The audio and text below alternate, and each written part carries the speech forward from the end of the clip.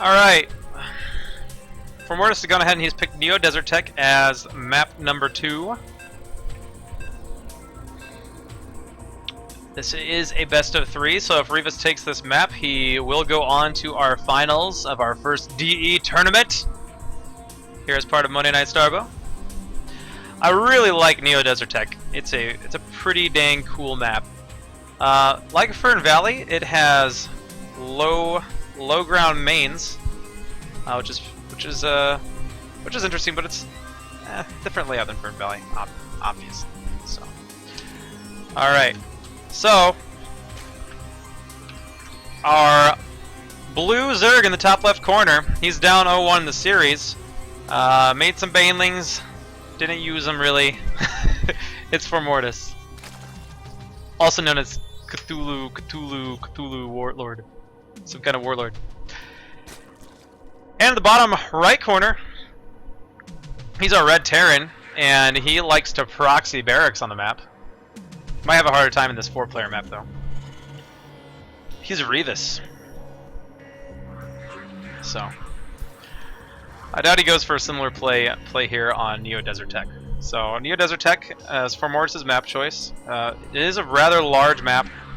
A lot of different opportunities for attack paths. All of 4 of these are the mains. They are on the low ground. The naturals are on the high ground with a reasonable sized choke, nothing outrageous.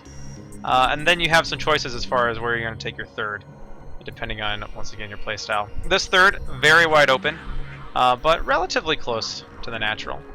A lot of times, though, players will go for a distant third, depending on their playstyle. Then there's this third, which can be actually pretty difficult to defend, just because this attack path for the opponent is very far away from your natural, and that's what area. So. And then there's all sorts of different zigzag, crossy. There's a Z pattern here. It's just a cool map. There's a lot to it. So it's neat that it's not just a big wide open space in the middle. You really have to have pretty good map awareness at all these different chokes to see where your opponent is coming from, where they're moving along. So, whoa! And we have a very, very fast expansion. Command center first on the high ground out of Reavus, which he should be able to get that pretty easily secured, just because Formortiis also went for the hatchery first before pool. So looks like we're going to see ourselves a macro game here. Hopefully it's a fun one. I want to see some Mutalisks. The Mutalisks have recently been, I don't want to say redesigned, but their behavior has been tweaked in the most recent patch, giving Zerg players a little more ability to micro them around. So that's pretty exciting to see. They, I don't play Zerg, and I haven't actually played around with the Mutalisk, but even just observing some of the games last week, you can tell that the players are having fun with them. I've heard some on the forums. They're not perfect yet, but they're better. They're in a better place than they were before. So that's cool. I mean, it's not cool for me. I hate Mutalisks, but good for Zerg players that the Mutalisks is getting to be more correct. So, oh, droney drone, run away! Nope, splat.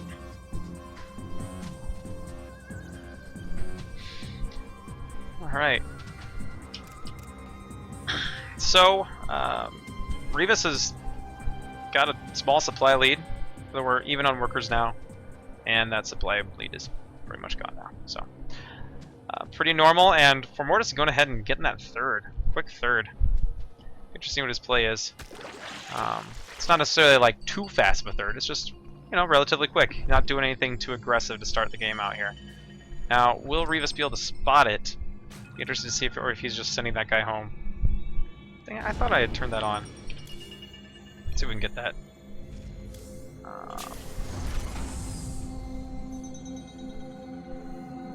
Where is that?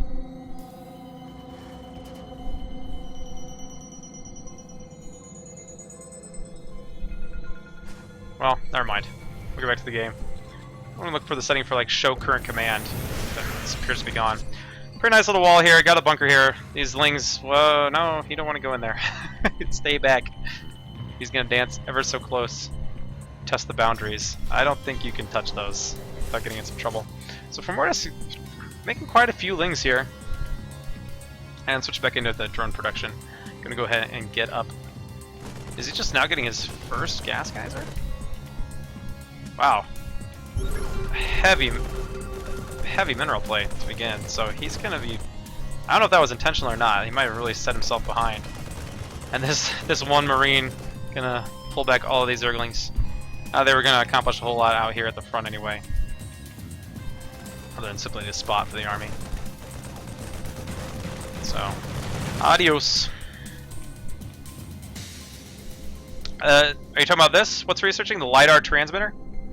The LiDAR transmitter, if that's what you're asking about, is an upgrade that allows the orbital commands to have their scans on charges. So you see right down here, little 2 symbol basically means that it's on charges instead of using energy. That allows Terrans to use their energy for the overcharge, which is similar to a Terran Chrono Boost, or for calling down SCVs. Calling down SCVs still cost 50 minerals. They're not free SCVs. You just get them much faster. So that's what using that energy will do for you. So the LiDAR transmitter, generally safe to get after you've gotten 2 orbitals, because the one thing about having them on charges, if you've only got 1, is if you run out of charges, you're not going to be able to get them back pretty quickly. But it allows you to use your energy on other things, which is pretty cool. You're welcome. Happy I could help.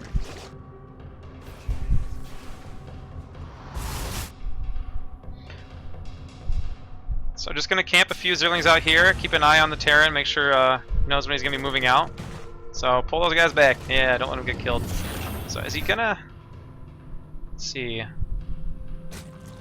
Okay, he just now has started researching speed. I was going to say, those Lings are still slow. Built up a bit of a gas bank, but hasn't started really using it yet, and he's going ahead and taking some more gases. So, he's got his hydrogen. Is he taking his layer yet? No, hasn't started on layer yet either. So Formortiis a little bit behind as far as tech goes. He took those gases very late. He has a healthy worker count, but it's very even with the Terran player, who's on 2 bases. So that should give him a better income because he is on 3 bases and it has that spread across. So that's that Starbow economy. Despite being the same harvester count right now, having 3 bases is beneficial for the Zerg player. So see that difference there.